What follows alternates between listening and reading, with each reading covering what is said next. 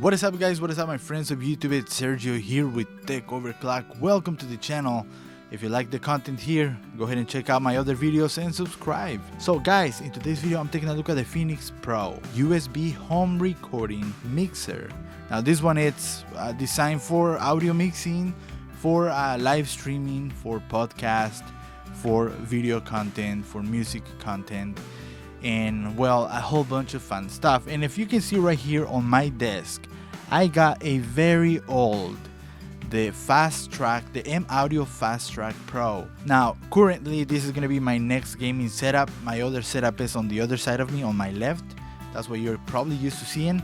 And well, this mixer right here guys, Avid took ownership of M Audio Fast Track Pro back in, I have no clue, I think 2011, 2010, somewhere around there.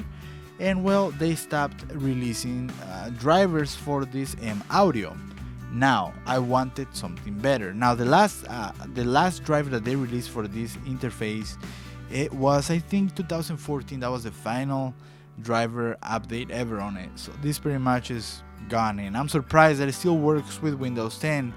Though suddenly it just randomly stops working and there's just no way around to fixing it. So I decided that I needed something better, and I came across this one on Amazon. Alright, this one's gonna be a fast unboxing because I don't like spending time BSing about the unboxing. Let's just go into the sweet part, audio testing, and see how it works.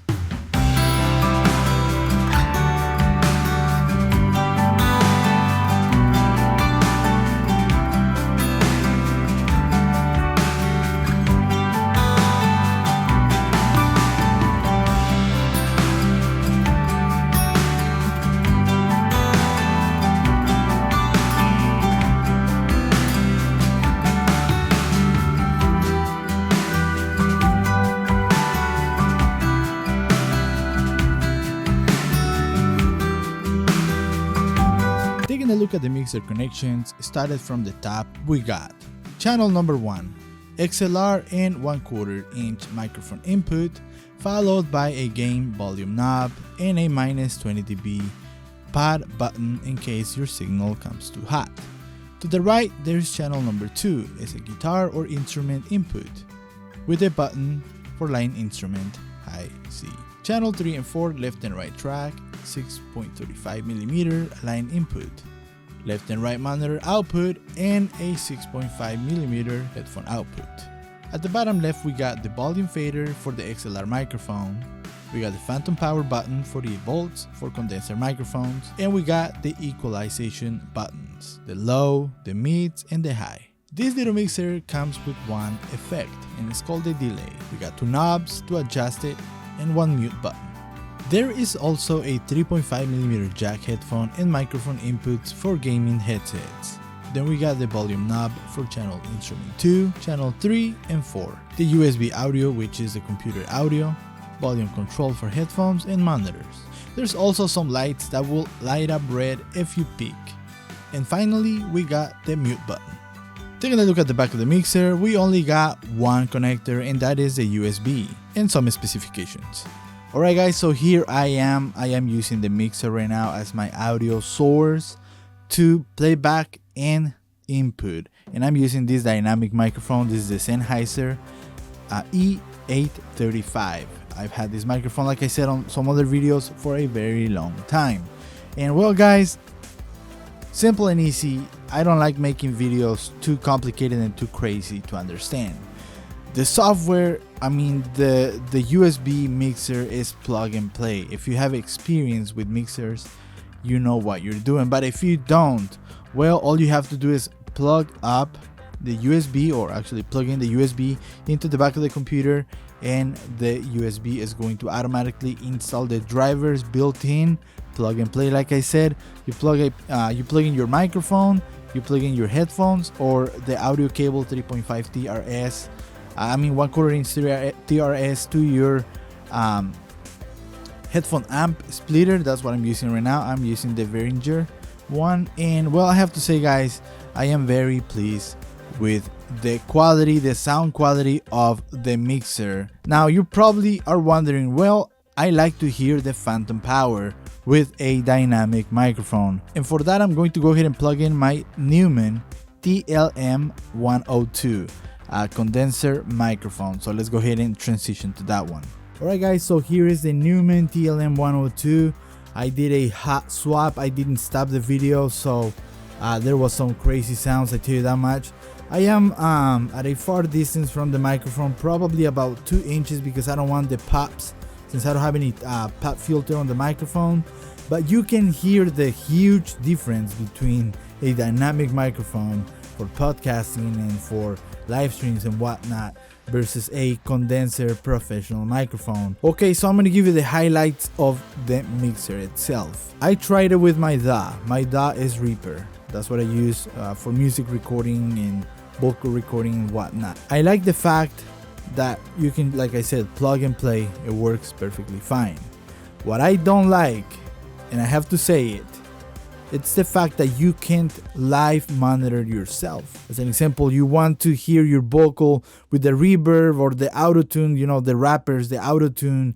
You want to hear yourself with no delay, fully mixed track out, right? With this mixer, you won't be able to do that.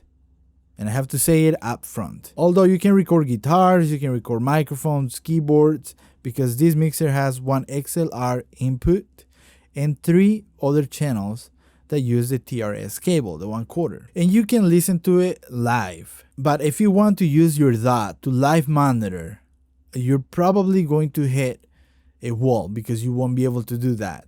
And I had that problem with the Behringer and some other mixers, including the Yamaha MGX10XU and some other audio mixers that I've had. You cannot listen to your vocals or your audio without delay with this type of mixers. For that, I recommend you to get the Focusrite 2i2 2nd generation. It works perfectly fine with Windows 10 now. It's fantastic. But other than that, that is the only con that I can find about this mixer. I like the fact that it has a minus 20 dB or 20 decibel button that you can press if your audio is coming in too hot. As an example, you have a mixer that is you have another mixer coming out into the XLR. You can press that minus 20 dB. You also have a gain button right next to the microphone, plus the volume of the slider, so you literally can push any microphone with this mixer. As you can see, I am pushing the TLM-102, the 48 phantom power,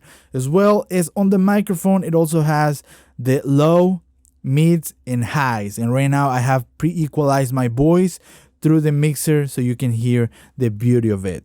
Another thing, this is kind of like, okay, all right, for live event, listen to this. Hello, what is up guys? Yeah, I hope that you can hear that. It's the reverb, I mean the echo. You can control the gain or how much and the distance. I can make it very short.